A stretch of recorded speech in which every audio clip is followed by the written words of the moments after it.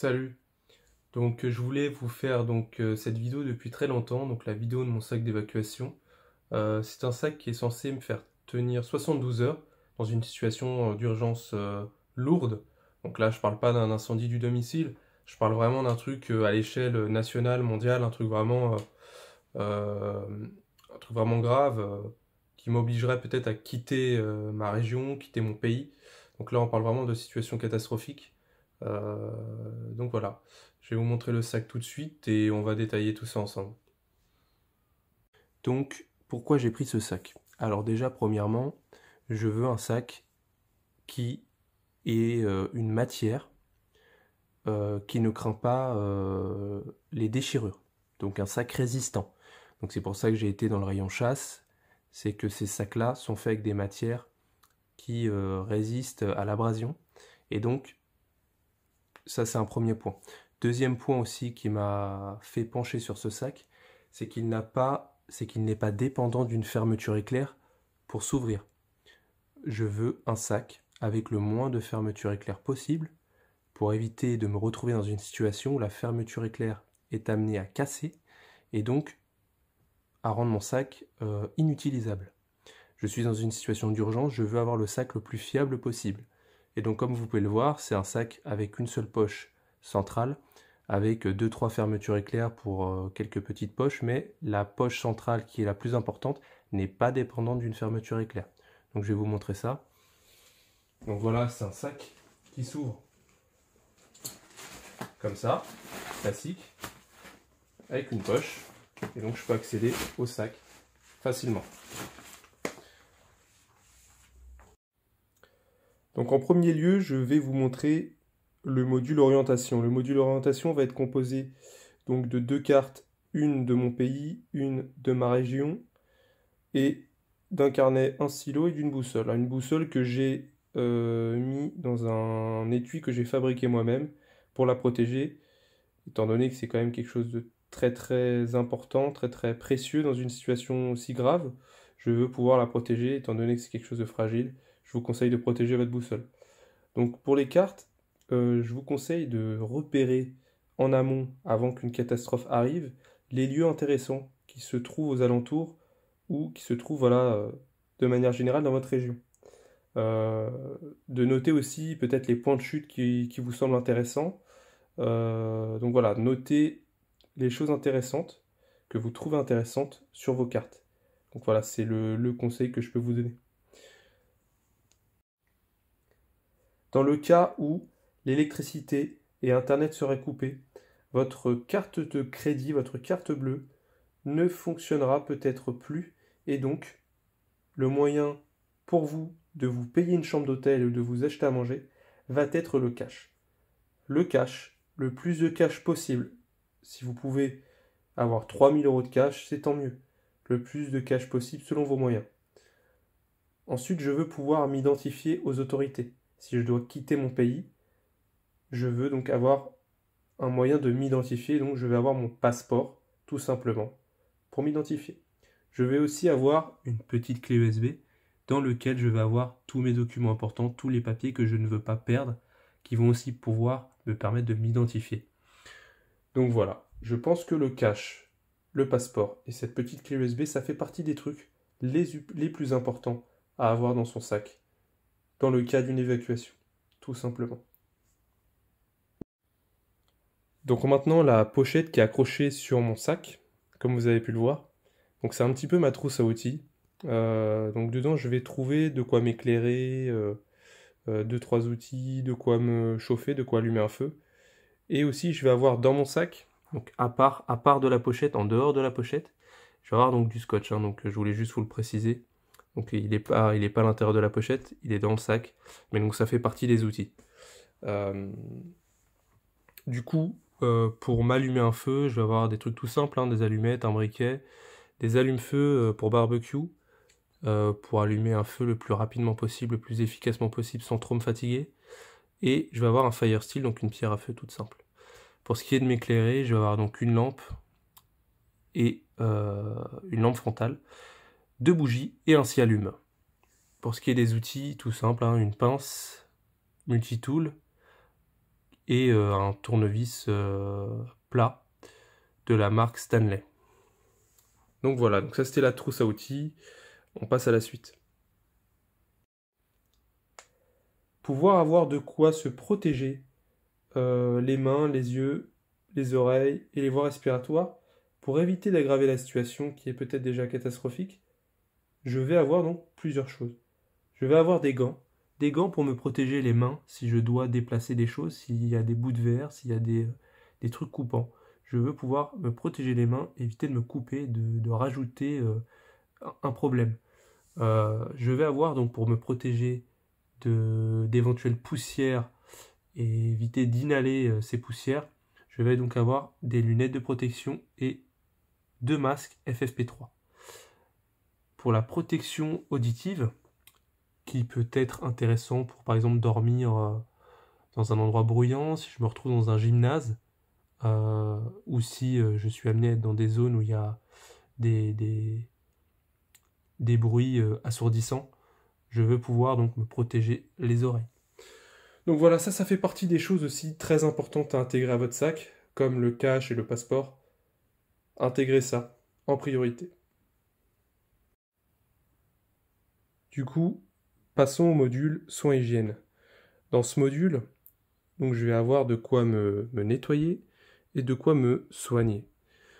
L'hygiène, je pense que c'est un détail à ne pas négliger. Je pense que ça peut être quelque chose qui peut empirer le moral, qui peut aggraver la situation. Je pense que voilà, d'un point de vue psychologique, se sentir propre, je pense que ça peut être une grande aide, je pense, pour essayer de passer ce moment difficile. Du coup, pour l'hygiène, je vais avoir une espèce de bassine en PVC pliable dans lequel je vais pouvoir mettre de l'eau, contenir de l'eau et pouvoir me faire une toilette. Pour faire cette toilette, je vais avoir plusieurs trucs, donc notamment du savon d'Alep. Ce savon, voilà, je vais pouvoir faire ma vaisselle, laver mes vêtements, etc. Et je vais avoir un filet donc, dans lequel je vais mettre le savon pour le faire sécher en dehors de mon sac. Je vais aussi avoir un autre filet pour faire sécher, par exemple, les chaussettes ou les calbars que je vais laver et que je vais aussi voilà, faire sécher en dehors de mon sac. Donc les filets, c'est intéressant pour ça. Donc des mouchoirs, une brosse à dents et un dentifrice format voyage pour éviter de prendre trop de place. Je vais avoir pour m'essuyer donc un chèche qui peut être utile pour plein d'autres choses. Allez voir sur internet toutes les possibilités toutes les utilisations qu'on peut faire d'un chèche, c'est génial. Je vais avoir aussi donc un gant donc pour faire ma toilette et des lingettes au cas où je ne peux pas utiliser de l'eau ou je n'ai pas le temps de m'arrêter pour faire une toilette. Pour le côté soins, donc je vais avoir des médicaments très basiques, hein. Je vais avoir des Doliprane, un truc contre les diarrhées, donc c'est celui-là, et du Spasfon. Je vais avoir aussi donc des antibiotiques amoxicilline, vraiment dans le cas où, là on parle vraiment d'une situation très grave, une infection, donc voilà. Et au-dessus, mon kit de premiers soins dans lequel je vais avoir pansement compressif, des compresses, des pansements, de quoi désinfecter, etc. etc. Je vous ferai une autre vidéo pour vous détailler, ce kit de premiers soins. Voilà, donc l'hygiène à ne pas négliger. Vous n'êtes pas obligé de mettre autant de trucs, hein. Un simple paquet de lingettes, je pense que ça peut faire l'affaire. Et voilà, donc passons au prochain truc. Dans le cas où le réseau internet et téléphonique serait coupé, pouvoir récupérer de l'information en temps réel, je trouve ça pertinent. Donc pour ça, j'ai opté pour 2 outils. En premier, une radio toute simple AM/FM fonctionnant à pile AAA. Tous mes appareils fonctionnent à pile AAA dans mon sac. Ensuite, je vais avoir une radio, pareil, qui va me permettre de communiquer, d'écouter les communications radio. Je vais aussi pouvoir écouter la radio FM avec. Pour faire fonctionner cette radio, je vais avoir donc une batterie qui est déjà fixée dessus, que je vais pouvoir recharger avec ce câble USB qui se branche directement sur la batterie, que je vais pouvoir recharger avec mon panneau solaire ou ma batterie externe. Et je vais avoir une deuxième petite batterie qui fonctionne aussi à pile AAA. Donc voilà. On va passer maintenant au module énergie, donc vous montrer avec quoi je peux recharger tout ça. Du coup, le module énergie. Je voulais aussi vous préciser, avant de vous expliquer en détail le module énergie, je voulais vous préciser que tout ça, c'était bien évidemment indépendant de ce que je porte déjà dans mes poches. Donc tout ça, c'est en plus de ce que je porte dans mes poches. Donc dans mes poches, j'ai mon téléphone, j'ai mon porte-carte, etc. Je vous avais déjà fait une vidéo de ce que je porte dans mes poches, donc je voulais vous le préciser au cas où. Du coup, le module énergie va être composé du panneau solaire, comme je vous l'avais dit, panneau solaire, et de ma batterie externe. Le panneau solaire, du coup, c'est un Gold Zero Nomad 7 qui a vraiment des super accessoires, notamment un truc pour recharger les piles. Donc du coup, j'ai des piles rechargeables, j'en ai 8, 8 piles rechargeables qui vont pouvoir alimenter donc mes radios, etc., comme je vous avais montré juste avant. Et aussi pouvoir recharger, donc le panneau solaire va aussi pouvoir recharger ma batterie externe. Ma batterie externe qui va pouvoir recharger mon téléphone, ainsi de suite. Des câbles hein, pour recharger mon téléphone, allume-cigare et tout. Voilà. Donc voilà, c'est simple, hein, pas besoin d'épiloguer 107 ans sur ce module. Ça va voilà, me permettre de recharger mes appareils électroniques, tout simplement. L'eau et la nourriture. Pour ce qui est donc de la nourriture, j'ai préféré avoir de la nourriture qui va être facilement consommable, avec laquelle je n'ai pas besoin de cuisiner. Peut-être que dans cette situation d'urgence, je ne pourrais pas m'arrêter pour cuisiner, je n'aurais peut-être pas cette possibilité.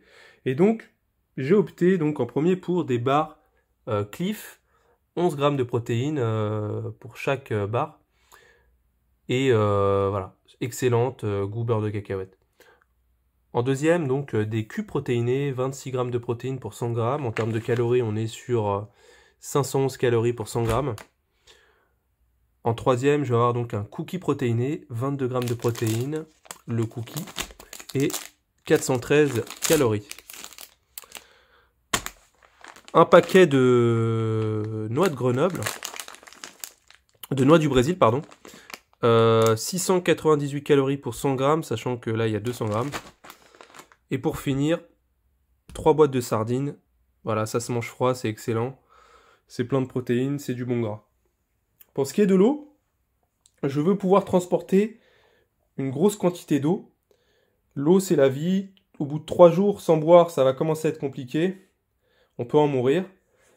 Peut-être que je vais évacuer pendant une canicule, je vais marcher des kilomètres avec un sac, je vais rapidement me déshydrater. Donc l'eau, c'est très très important. Donc pour ça, je vais avoir donc un bidon pliable avec un robinet. Avec ça, je peux transporter 5 litres d'eau.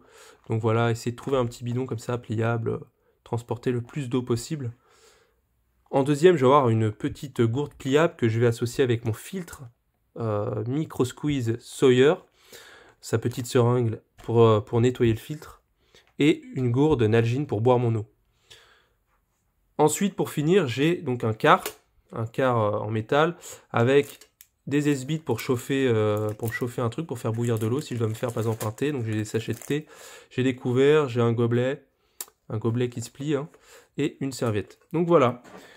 Essayez de privilégier une nourriture qui va être facilement consommable avec un rapport poids, volume et calories le plus optimal. Et voilà. J'ai oublié de vous préciser que sur ma gourde pliable, j'ai scotché des petites pastilles purifiantes. Si jamais j'ai pas trop le temps de filtrer de l'eau et je dois faire ça rapidement, voilà, je peux mettre deux capsules dans l'eau et pouvoir dégager rapidement. Et puis pendant que je marche, l'eau se filtrera grâce à ce petit cachet. Donc voilà, c'était cette petite précision que je voulais vous faire. Le module couchage, du coup, dans ce module, je n'ai pas intégré de sac de couchage, ni de tente. Là, on parle d'une situation d'urgence, je ne vais pas faire du camping. Du coup, je vais avoir un truc le plus simple et efficace possible qui peut me servir si je dois dormir par exemple dans un gymnase, donc ça peut être polyvalent. Si je dois dormir dans un métro, j'en sais rien. Je veux pouvoir donc m'isoler du sol, me couvrir pour me reposer voilà, quelques instants, quelques minutes, quelques heures. Et donc, on va voir ça ensemble. Donc, pour ce qui est de m'isoler du sol, j'ai découpé un matelas pour qu'il me permette de m'isoler des hanches jusqu'aux épaules. Donc, j'aurais qu'à me mettre en position chien de fusil pour voilà, m'isoler du sol. Pour ce qui est donc de me couvrir un peu, donc j'ai une couverture en polaire de chez Decathlon qui me permettra de me couvrir un petit peu. Si je dois malencontreusement dormir dehors et qu'il pleut et qu'il y a du vent, donc je veux pouvoir m'abriter de tout ça. Donc j'ai intégré une bâche qui fait office de couverture de survie avec de quoi donc attacher cette bâche et un couteau de camp si je dois me faire un petit feu pour me réchauffer. Voilà, un couteau ça peut servir à une multitude de choses. Donc voilà un kit assez simple, assez léger. Voilà, donc pas de sac de couchage, pas de tente, etc. Voilà. Pour finir, les vêtements de rechange. Si vous êtes amené à être mouillé, si vos vêtements sont trempés, avoir des vêtements secs que vous pouvez vous mettre rapidement, ça peut être quelque chose de très intéressant. Donc pour ça, moi, j'ai opté pour un pantalon de rechange et une chemise en premier. Donc une chemise, hein, ce qui est bien, c'est que ça peut se mettre par temps frais ou l'été. Un t-shirt de rechange et des sous-vêtements. Donc voilà, je vais avoir aussi un t-shirt à manches longues en laine de mérinos.